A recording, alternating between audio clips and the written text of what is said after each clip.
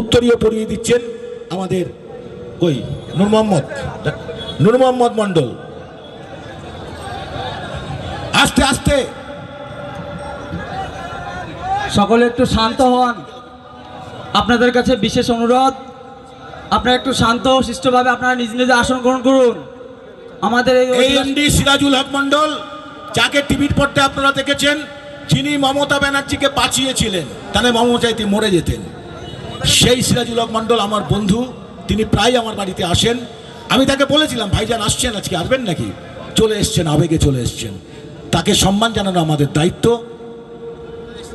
হ্যাঁ, আরে এটা তো তোরা ঠিক করবি।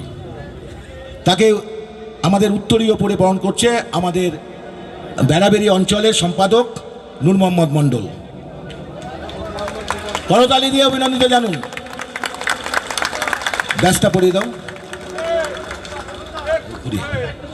কি এইভাবে পড়াতে হয় না?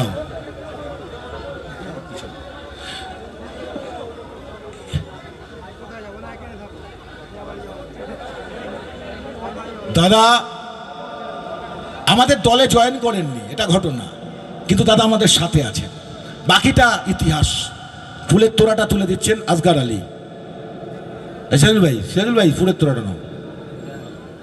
আমাদের প্রিয় মানুষ, এবং উনি নওশাদ ভাইকে প্রচণ্ড ভালোবাসেন, এবং বিধানসভায় ওনার কথা তোলার জন্য উনি নওশাদ ভাইয়ের সাথে যোগাযোগ করেছেন এবং আমাদের সাথে আছেন। বাকিটা আগামী দিন কথা বলবে। দু এক কথা বলবেন সেরুল ভাই?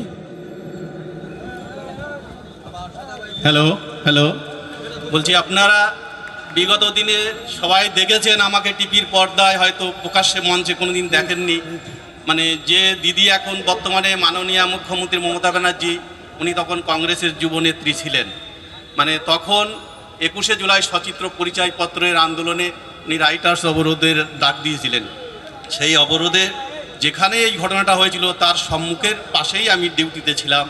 কিন্তু ওনাকে মেরে দেওয়ার পরিকল্পনা ছিল সেই দিন, কিন্তু সেই পরিকল্পনা ভেস্তে দিয়েছিলাম আমি, এবং আমার অফিসার ছিল নির্মল বিশ্বাস, ওনার আদেশে।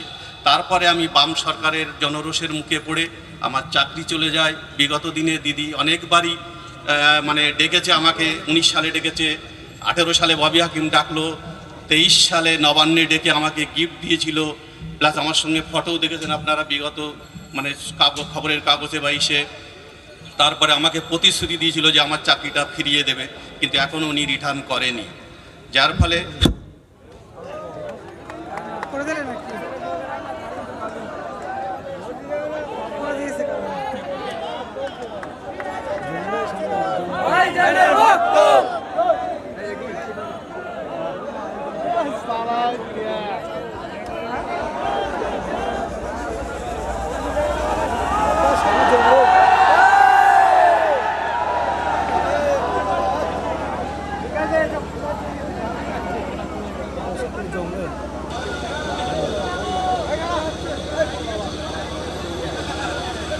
বলছি আমি বেশি কথা বলতে চাই না। তাপসদার সঙ্গে আমার একটা ভালো সম্পর্ক।